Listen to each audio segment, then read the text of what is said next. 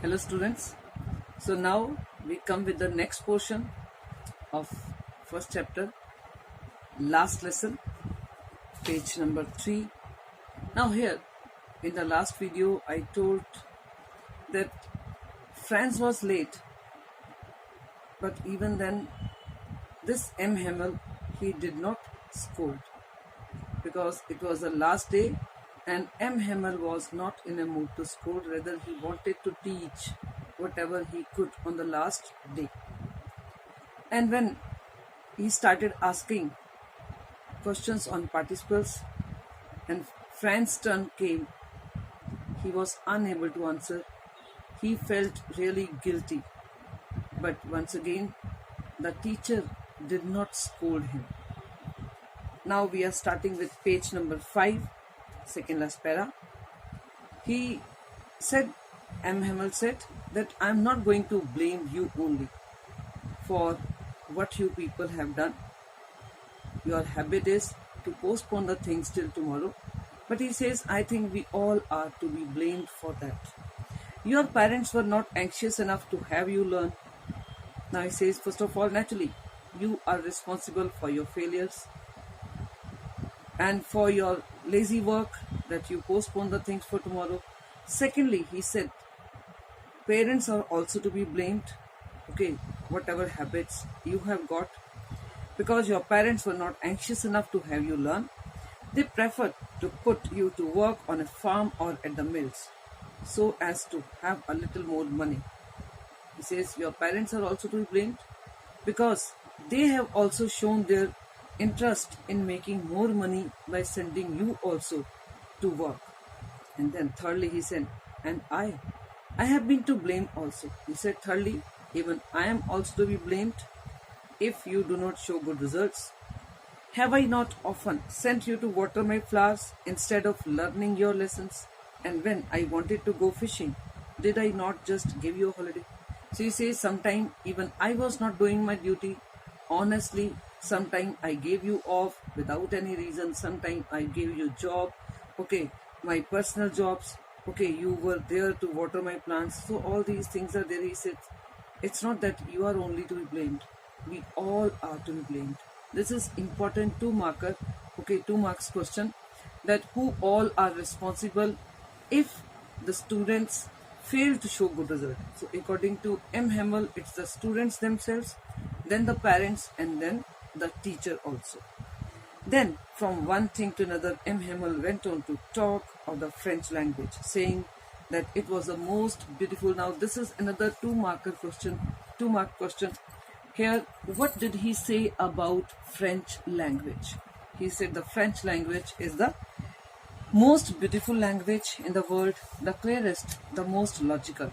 So underline these words, most beautiful, the clearest, and the logical language, most logical language in the world. That we must guard it among us and never forget it. And that's why he says we should protect our language. Because when a people are enslaved, as long as they hold fast to their language, it is as if they had the key to their prison. So simile is used. He says language is like that key to a prison, that you feel freedom if you have your language with you. Then he opened a grammar and read us our lessons. I was amazed to see how well I understood it. All he said seemed so easy, so easy. I think too that I had never listened so carefully, and that he had never explained everything with so much patience. Now Franz was thinking that day he was able to understand each and everything. Everything, whatever he was teaching, seemed so easy. Maybe the reason was he himself only. Maybe came out with the reason, he thought about the reason. Maybe the reason is that Franz was very much interested that day, in learning the things. Or maybe the second reason could be that even the teacher was also showing patience and he was also not angry with the children. So both could be the reasons, but one result he could see that he was able to understand and enjoy his teaching learning process over there. So he was loving the teacher who was teaching, and he was loving the subjects which he was learning at that time. It all seemed almost as if the poor man wanted to give us all he knew before going away, and to put it all into our heads at one stroke. After the grammar, we had a lesson in writing. That day, M. Hamel had new copies for us, written in a beautiful round hand, France Alsace, France Alsace. They looked like little flags floating everywhere in the schoolroom, hung from the rod at the top of our desk. You ought to have seen how everyone set to work and how quiet it was. And then came the writing period, the writing time, and M. Hammer distributed the notebooks, new notebooks, to all the students. And he had already written two words on each and every page, France and Alsace. And everybody, why he had put all these, why he had written these two words in all the notebooks? Maybe he just wanted that the children should have that feel, that love for the country. He just wanted to inculcate that love for the country. Okay, that's why he had written these two words. Now everybody was very quiet. Everybody started writing. You ought to have seen how everyone set to work and how quiet it was. The only sound was the scratching of the pens over the paper. Once some beetles flew in, but nobody paid any attention to them, not even the littlest one, who worked right on tracing their fish hooks as if that was French too. So one more thing we get to know from here, that it's not only that elderly people were sitting in the class, maybe that day even small children were also sitting in that class, and even they were also given the notebooks to write something, and though they did not know how to write properly, even then they were working, and everybody was engrossed in their work. On the roof, the pigeons cooed very low, and I thought to myself, will they make them sing in German, even the pigeons? And suddenly he said, I heard few pigeons cooing on the roof. And he said, suddenly this thought came to my mind. Is it possible to enslave the pigeons also? Because pigeons are also, chirping and cooing. Maybe this is French.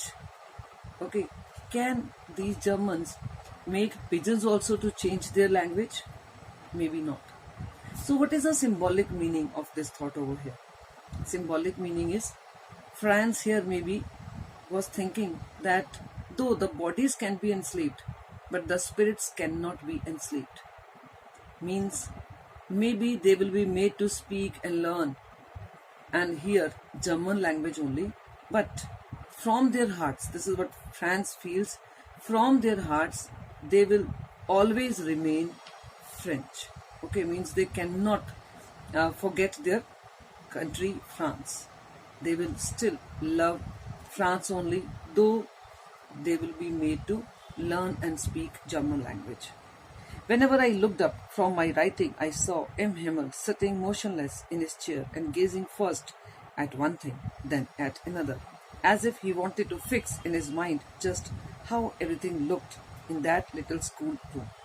Fancy, for 40 years he had been there, in the same place, with his garden outside the window and his class in front of him. Now everybody is writing, and this teacher is very quiet, motionless, staring at one thing or another, fixing his gaze at one or the other thing. Maybe he is, just thinking about those moments. Last 40 years he had spent in this school, in these classrooms only. And maybe he is gone back to that time only. And maybe he's reliving those moments. Okay, good time spent over here. Only the desk and the benches had been worn smooth. Naturally, nothing has changed. Okay, for the last 40 years, he has been doing his job of teaching the children of this village. Few things have changed. Okay, and what are these things? The desk and the benches. Naturally, they have become old. The walnut tree in the garden were taller. Naturally, trees have become taller. Otherwise, nothing has changed. The walnut trees in the garden were taller, and the hope vine that he had planted himself twined about the windows to the roof. How it must have broken his heart to leave it all. He is feeling heartbroken because he is leaving all the things, the plants, the trees, which he himself had planted. and now he was leaving everything forever.